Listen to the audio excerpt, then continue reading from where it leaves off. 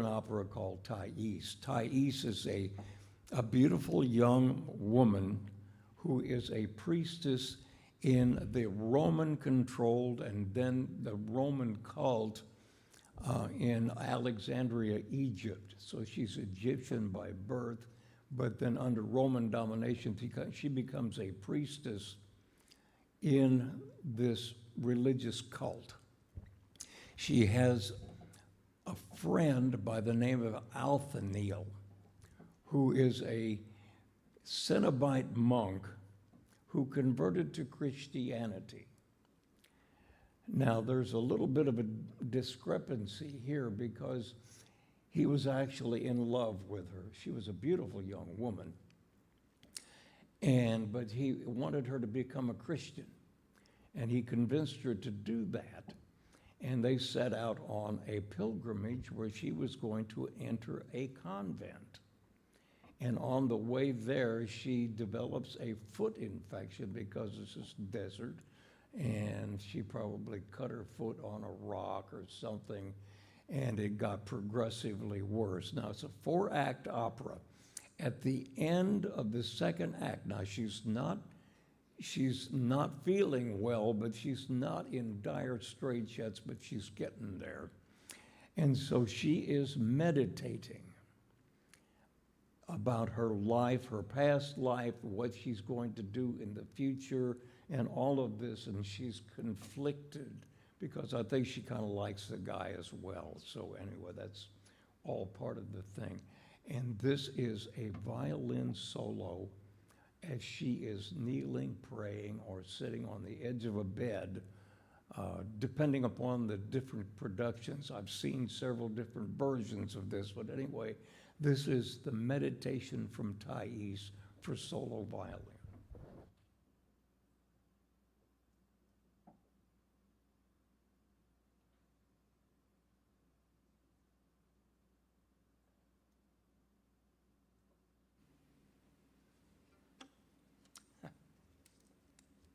Be nice if I'd have the page up.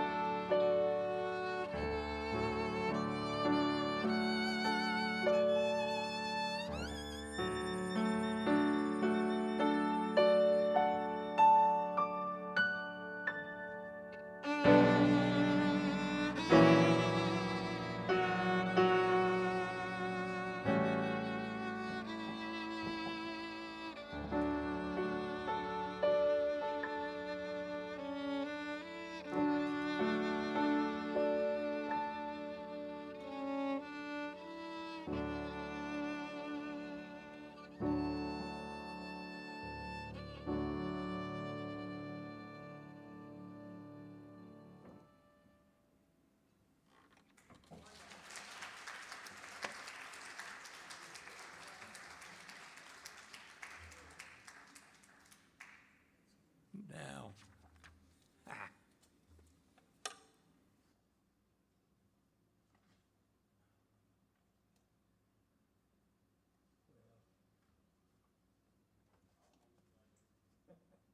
okay, I'm gonna let you mute it from now on. I'm back. Now Bev is going to take center stage, and this one kind of broke my my train of thought, but this is another composition by Ludwig van Beethoven. Also, this is known as Sonata number 14 in C sharp minor, opus 27, number 2. Beethoven wrote this sonata in 1801 and was dedicated to his pupil, Countess Giulietta Guicciardi, Guicciardi. You can pronounce it yourself if you would like. This continues the tradition of young ladies influencing composers to write with them in mind. I can't think of any woman composer that was inspired to write a composition and dedicating it to a man. Can't figure that out, but anyway. The first movement of this sonata did not get the title Moonlight until the 1830s, when the poet Ludwig Rheinland commented that it made him think of the moonlight shining on Lake Lucerne. Beautiful composition.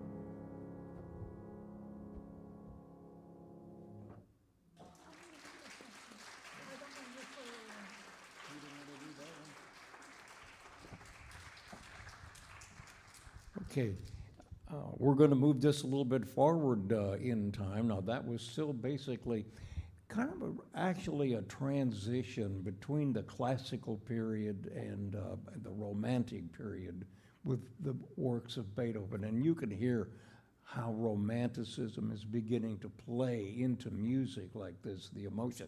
And one of the most significant things was the development of the piano, the forte piano, as it was called, invented by a guy by the name of Cristofori. And what it amounted to was that the touch, the amount of pressure that you apply to the keyboard gives you varying volumes. You can just lightly touch it and it will play softly. There is a soft pedal that will soften the whole thing. It usually moves the hammers more closely to the strings so they don't strike it with the energy, but that's another thing.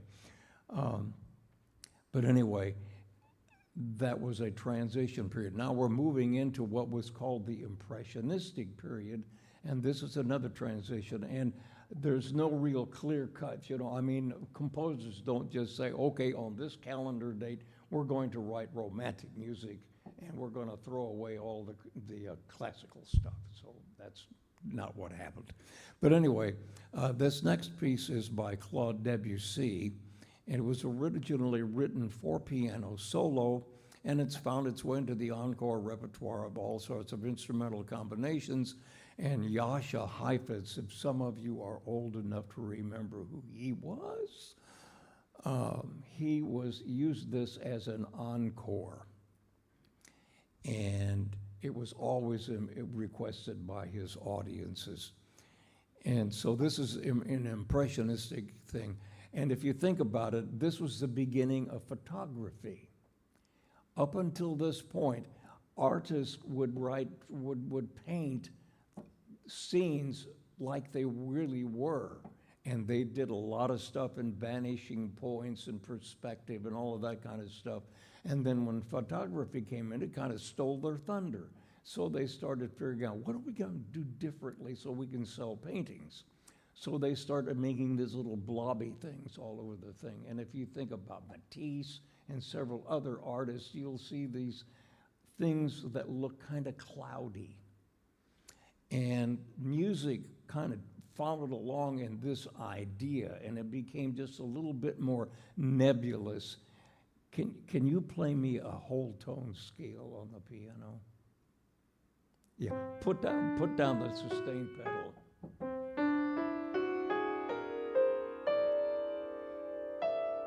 Now, it feels like you're about 6 inches off the seat. It gives you kind of this spacious effect. And of course, the space movies, the science fiction, they latched onto that little trick.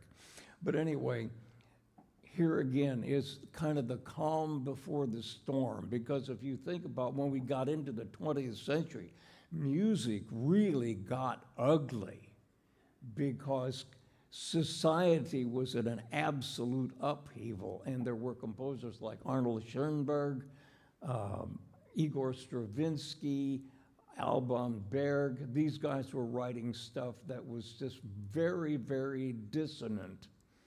It would have driven people in the Baroque period nuts. It actually drove period. In fact, Stravinsky wrote a ballet called Rite of Spring, and it created a riot. They had to call the police, and I think several people were injured because they were so incensed by the music that they heard. This is nothing like that. This is the girl with the flaxen hair. This one is for violin and piano.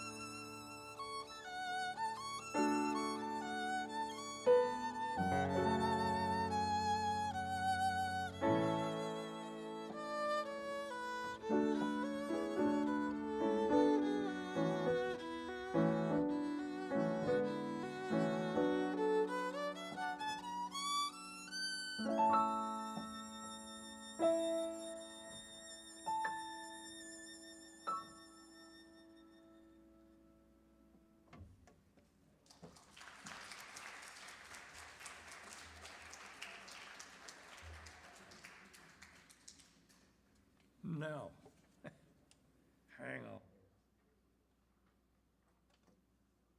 I love the formality.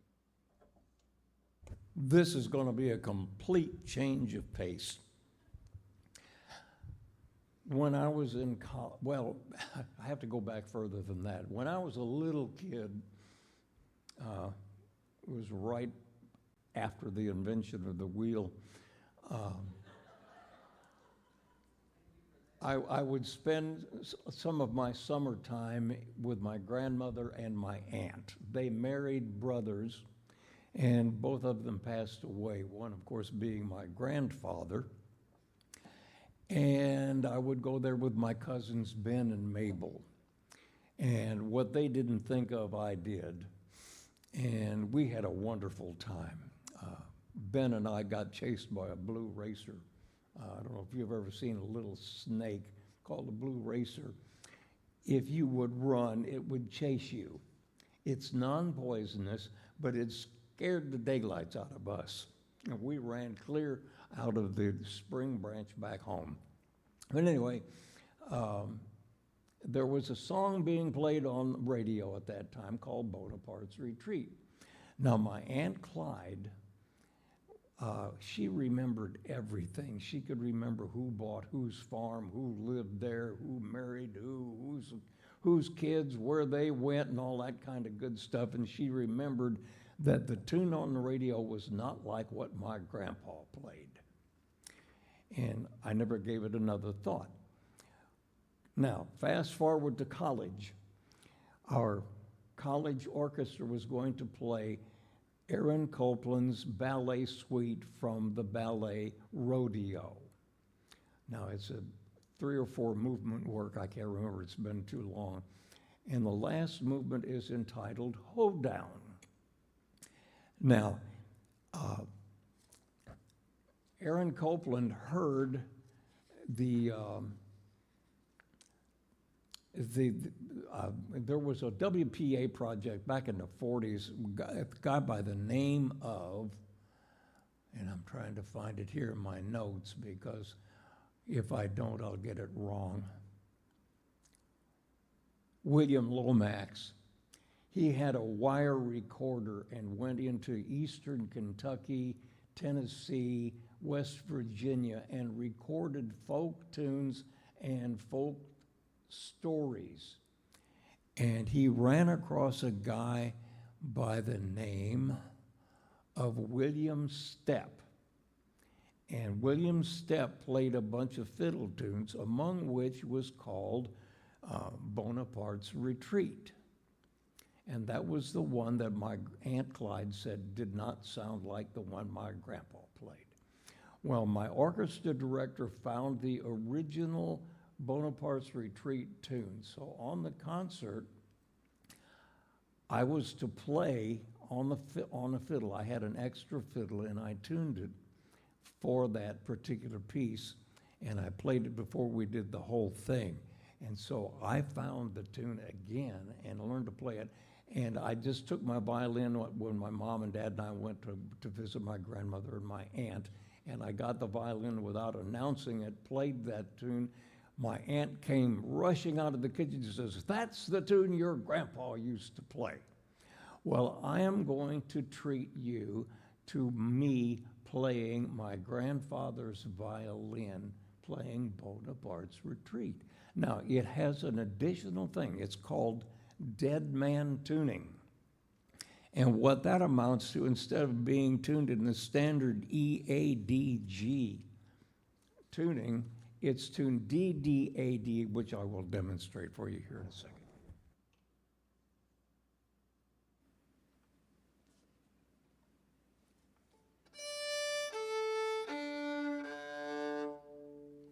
Now, this is the original Bonaparte's Retreat.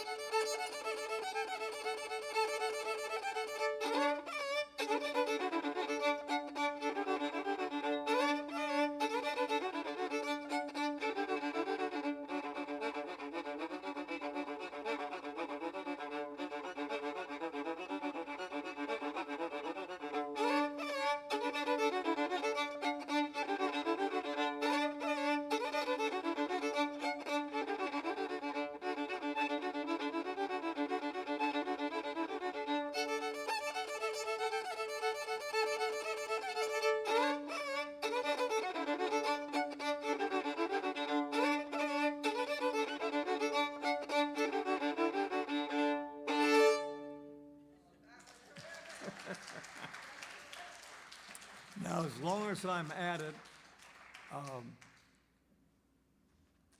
Jay Unger and Molly Mason came across another violin tune, and there are several that uses this particular tuning.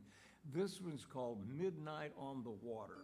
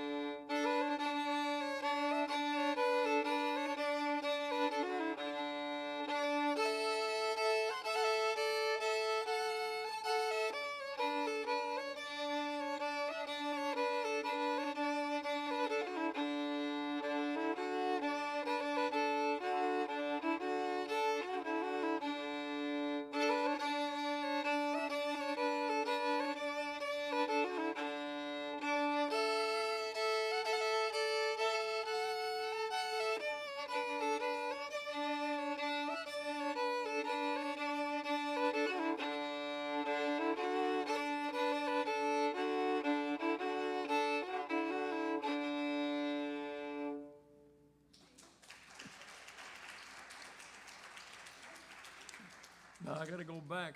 Now, this is back to Aaron Copeland's Rodeo and Hoedown.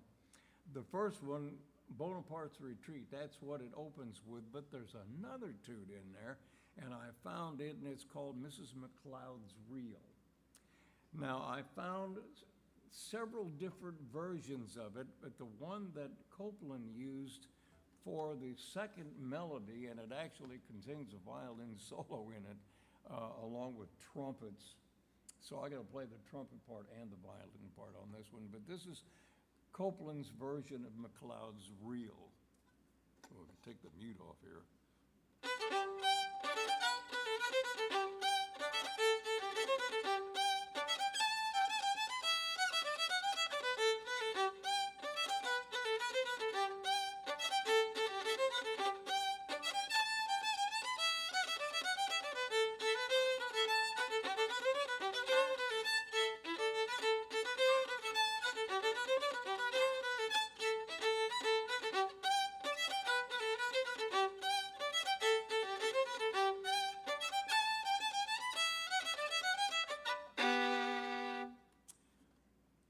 Here's the other version.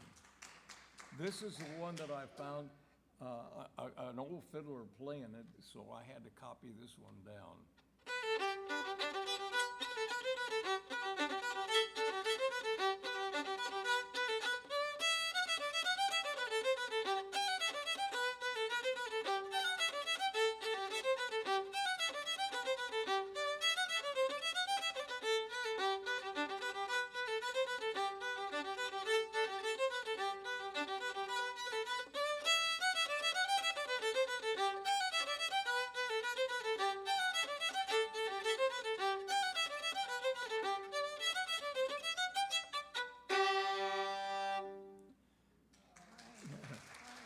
Now, if you notice,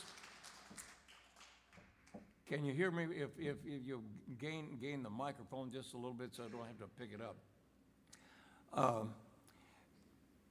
That first tune, Bonaparte's Retreat, actually became a beef commercial. I think the beef industry used that as a commercial, and a lot of people knew about that tune. But anyway, a lot of these tunes, you know, they would change from fiddle player to fiddle player because it was just like, you know, learning a story. You know, you tell a joke and everybody adds their own version to it. It's kind of like telephone. And so that's why there's differences between those two. Incidentally, you've probably not heard actually what we would think of as fiddling. These are Irish and Scotch derivative tunes.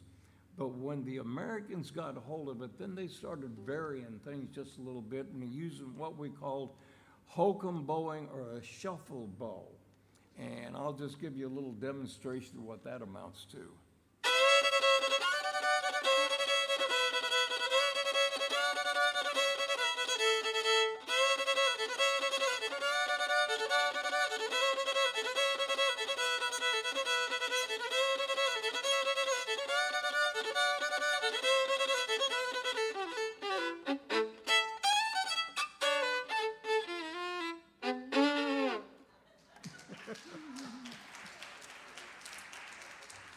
Now, before we get back to other stuff, Bev and I are going to combine on this one.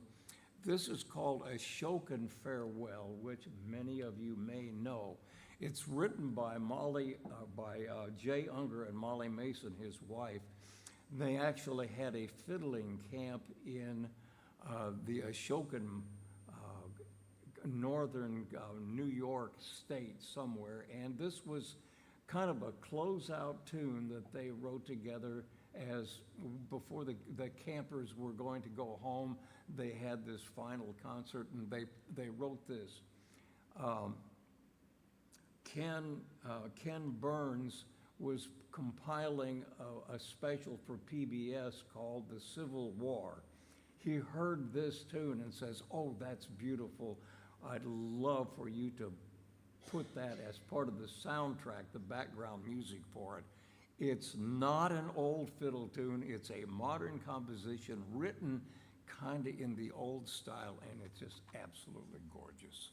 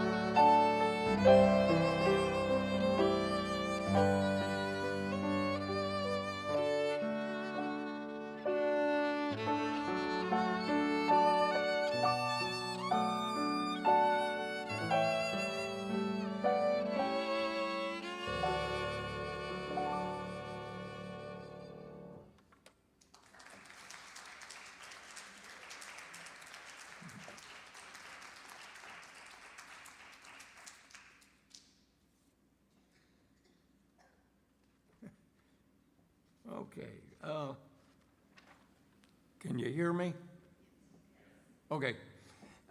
The next tune, I was approached by the girls in the orchestra. Girls keep cropping up.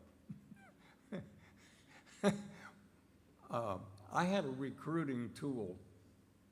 When I was recruiting for orchestra in the spring of the year for the next school year, I would always pick on some of the larger boys in the 6th grade and say, are you guys interested in playing football? And of course, most of them, yeah, we want to play football. Says, well, if you play in the orchestra, you don't have to make a decision as to whether to play in the band or play football. And so that worked out pretty well. I got a lot of good boys in the band or into the orchestra. And it attracted the girls because the boys were the bigger ones in the bunch. And of course, they became the cheerleaders.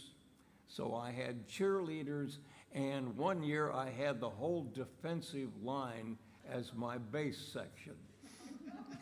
I think those kids went to all-state orchestra, and I think they were state champions that year in the football season. So anyway, I would be running up and down on the sideline say, watch your fingers, watch your fingers. But anyway, when I was in junior high, the girls approached me and says, you got to learn to play this tune. It was fairly popular at that time, and it was written by a jazz violinist by the name of Paul Nero, and it's entitled The Hot Canary. Now, we've got to add to that I had a great aunt that did sewing for people. She was a dressmaker, and she kept parakeets, she called them lovebirds, and canaries. And I'd hear these canaries just warbling and singing up a storm. So I kind of knew what they sounded like. So this little tune has some canary effects. Obviously, it's the title. Okay, are we ready?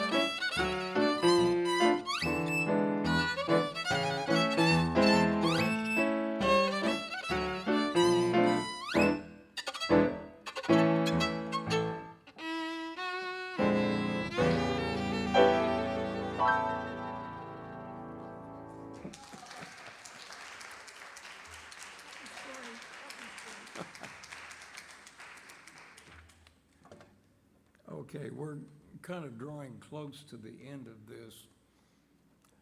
This one, sometimes I have a problem playing this one because the movie Schindler's List was the story of Oskar Schindler, who had a pots and pans factory, and he employed a lot of people, and it became a haven for Jewish people, and they were making bombs ultimately. But he did save a lot of people, and they managed to get a lot of people to escape. And the very last thing, it's not actually part of the movie, but it shows all of the survivors and the families, the descendants of some of those who died as a process of the Holocaust. And this piece is played in its entirety while these people are placing stones on the graves.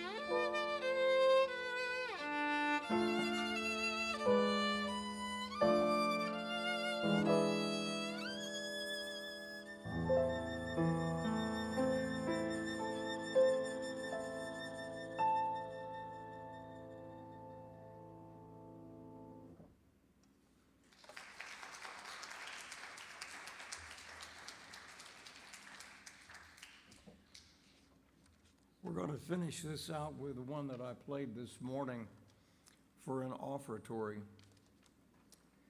It's an interesting thing because it's the efforts of two composers, Johann Sebastian Bach and a French composer by the name of Charles Gounod.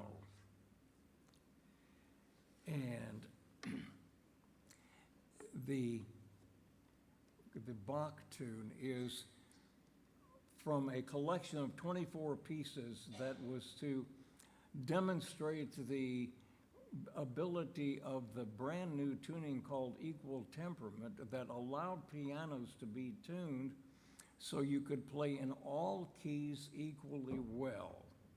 And this turns out to be Prelude number 1 in C major, and it's primarily an arpeggiated thing, and it's one of the more taxing things for a pianist to do, to play all of these little arpeggiated chords, da da da da dee da da da da da da da dee da da da. Charles Gounod sat down at the piano in his future father-in-law's home and played this prelude and sang, kind of hummed a counter melody while he was playing it. And his future father-in-law was so enamored with it that he wrote it down. He was a musician himself, and he must have had a darn good memory to have done what he did. It later became a piece for violin and piano or harmonium, and then somebody wrote some words to it, and ultimately it became the Ave Maria. And it's a wonderful tune.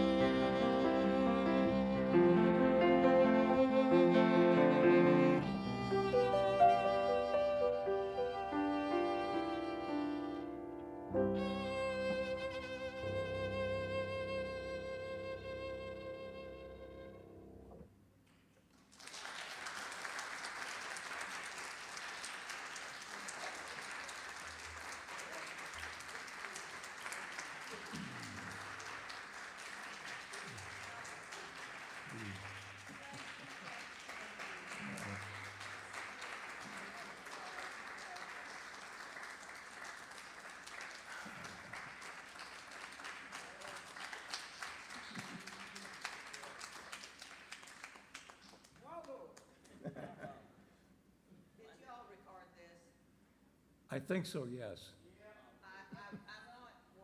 I want one. I'll have to figure out how to make a CD duplicate. Thank you for coming.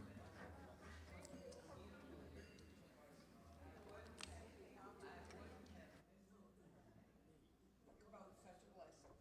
We just really enjoyed it. Thank you. Thank you so much for coming. Yes, we enjoyed it.